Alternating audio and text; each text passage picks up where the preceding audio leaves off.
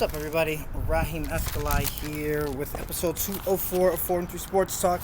It's Football Friday, if you know what that means. I am currently sitting in front of a mural that I've wanted to do an episode in front of for a long time. Like the second I saw this go up, I thought it was so just monumental. It was very well thought out. And I love the different aspects of this gentleman in which they represented. So, what I have for you is NFL football, Thanksgiving Day review, NBA, NHL, NCAA men's basketball for women too, and a whole lot more. You know, I got the news and Western Mass sports. So let's get into it. The West Side Terriers, Mekhi Smith, 9 catches for 252 yards and a touchdown, versus the Brownies, and that was a win, obviously. Nate Stone, who wasn't originally the starter, goes 13 of 20, 307 yards and a touchdown. He left the game with a shoulder injury in the third quarter, but you know Big Nate's going to be back next year. Versus the Brownies, we want to get back to Mekhi Smith. Mekhi Smith versus the Brownies earlier this year, 3 catches, 173 yards, 3 touchdowns. Let that sink in. Shout out to Mekhi Smith, and we look forward to seeing a lot of great football from you, bro. Michael Norris's late touchdown helped seal the deal in an otherwise defensive cold weather struggle between Northampton and East Hampton in rivalry week. No Ho is 7-4, and East Hampton Eagles are 6-3. Still 2 of the best teams in Western Mass high school football. Palmer's shining star Madeline Theriot commits to D1 Fairfield, Connecticut, the Stags.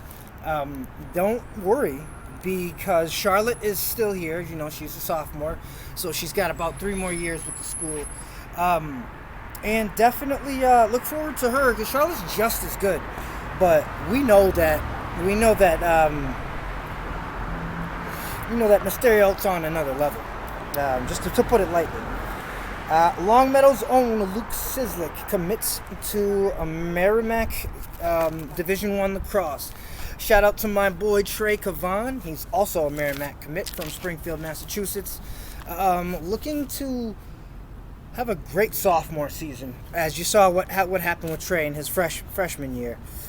All-American and former Belchertown Oriole Avery Kinglesmith. Sorry for butchering that if I did. To commit to American University. As you know, that's a D1 soccer school, so shout out to him. And finally, dang, all these Western Mass student athletes getting ready to move on. These are a lot of positive stories. Williston, Northampton, Selena Negron commits to Bryant University. You know, Bryant's out there in Worcester, and she also garnered an NL1, which means while she's in college, she can make money off of her likeness, her jersey. So shout out to Miss Negron for all your educational achievements, but also what you've been able to do on the soccer field. And there you have it for the news. I have one more, sorry. MIAA ruling. Indoor masking during games remains mind my own business. Remains in effect as winter sports begin. No word yet on when they will rescind the mask mandate, but I agree they should stay. It keeps a lot of the kids safe, keeps everybody COVID-free. I got my vaccine, so. And now we turn to NFL. It was probably one of the most boring Thanksgivings I've ever had. Probably one of the most, the football was so bland. Sorry, I want to get an angle of the towers. The football was so bland. Like the Detroit-Chicago game. We knew that wasn't going to go over 20 points. We hit on that one. Now here's where it gets ugly. The Raiders over the Cowboys. That was 36-33. Nothing there. Took Cowboys in the over. And then finally, Buffalo smoked New Orleans 36-7. We had Saints in the over. So, you kind of feel my pain. But it's all right. Because tomorrow for that NCAA action, I am going to come with this crazy 5-team teaser, and each one is going to hit. Mark my words. You'll hear more about it tomorrow afternoon. NCAA football preview for Friday, and then we'll have stuff for the Saturday games tomorrow. Kansas State and Texas at 12. The impressive San Diego State University takes on Boise State. That should be a close game. As you know, most of the matches are in rivalry week. Number 16, Iowa takes on Nebraska. Number 25, Arkansas Razorbacks take on Missouri. Arkansas's got shellacked a lot this year. Earlier in the year when they were ranked 16th, I really didn't think they were deserving of it. Yet that defense and that classic run game was what got Arkansas that ranking, but it also helped them stay in the game. Bama blew them out the next week, so yeah, go figure. UCF versus Central Florida. Cincy and Eastern Carolina. Cincy is ranked number 4, but let's be honest. As many times as the Cincinnati Bearcats have scored more than 40 points a game this season, and that's all the college football selection committee gave them, was a number 4. So let's think about this one for a second, right? Cincy's better than Wake Forest. Wake Forest struggled against BC. Wake Forest struggled against Purdue. Cincy's better than Bama right now. That's personal opinion. I won't go to argue if that's a fact or not. But I think the Bearcats are kind of overlooked. Granted, you know, people will be grateful with number 4, but I think they were the number 2 team in the league this year. Georgia obviously is number 1 because Bama fucked up and lost 2. So Bama should be, honestly, Bama shouldn't even be in the top 4 because University of Texas at San Antonio Roadrunners are 11-0, perfect in their conference as well. They're ranked 22nd, so it's a bit unbalanced and unfair if you ask me. The Utes go to play the Colorado Buffaloes, and NC State and UNC Tar Heels. NC State, one of my favorite teams in the NCAA of this year. Took them a couple weeks to climb into the rankings, but they did, and they're most likely going to be here to stay. Bowl eligible, yes, without a doubt. College football playoff eligible. And that's it. Last night, Lane Kiffin and Ole Miss beat Mississippi State. I call them the Dak Prescotts. 31-21.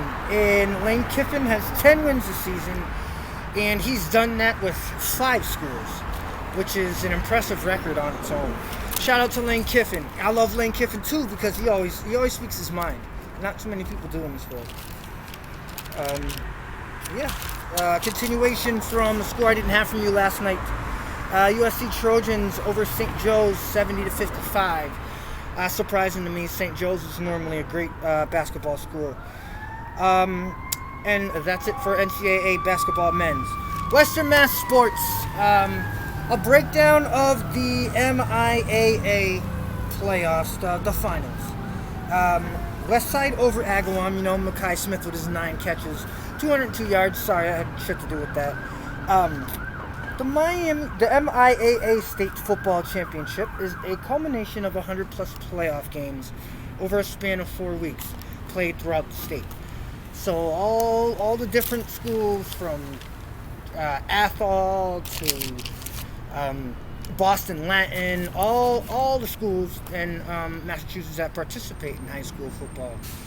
All their games are tallied up, scores, how good the offenses do, how good the defenses do, and the MIAA ranks them. Puts the brackets together, and we have some entertaining football. And for the high school kids who had to deal with COVID and didn't get a chance to have a lot of people at their games.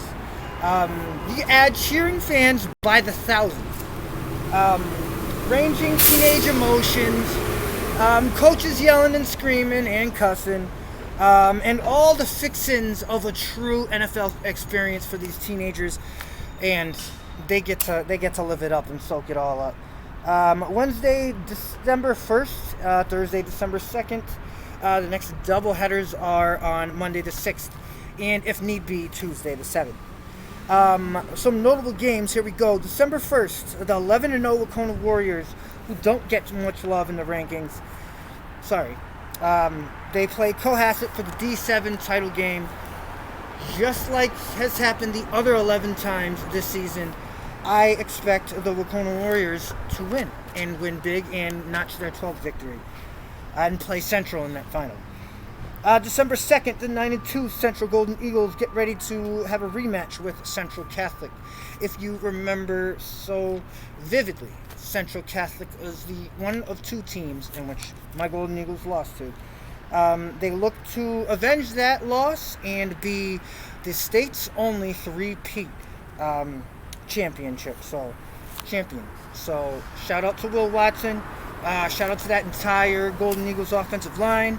The secondary, the defensive line, you guys are all playing lights out. And I honestly think most of you, with the consistency and the way you guys have been playing, a lot of you guys will be NFL prospects one day. Yeah, you guys will be NFL prospects one day. You heard it first. What else do I have here? And that's it. Longmeadow native Richie Joseph committed to Providence on a D1 lacrosse scholarship. Earlier in the year, I kind of learned the ins and outs of lacrosse, and I've come to respect it. Probably field hockey more, because it's awesome. Again, running around full speed with a stick, shooting the ball in the goal, blah, blah, blah. You already know how that goes. So I like field hockey a little bit more, but I do have respect for lacrosse. And I have respect for the fact that that's episode 204 of 4 and 3 Sports Talk. I am Raheem Escalay with the new haircuts. We are on YouTube, 38 subscribers, and Facebook as well. Trying to build our crowd on both of those so that we might be able to tell the world about the athletes in the student athletes in Western Massachusetts. And make sure tonight you get out to a couple events downtown. There's a hockey game. Tomorrow there is the Fabulous concert, which is, Mass Mutual is right there that way. The Fabulous concert's tomorrow. I will be attending that with my sisters, my nieces, and a whole lot of 151. That's what the family's been drinking lately, and I know none of you can handle it, so it is what it is. Love you all. Wish you nothing but health, wealth, and success. Go Pack Go. Make sure you guys get your fantasy team set. Get your picks in. Get your tickets in for all the events this weekend. And we'll see you Saturday. We'll see you Saturday. I thought it stopped.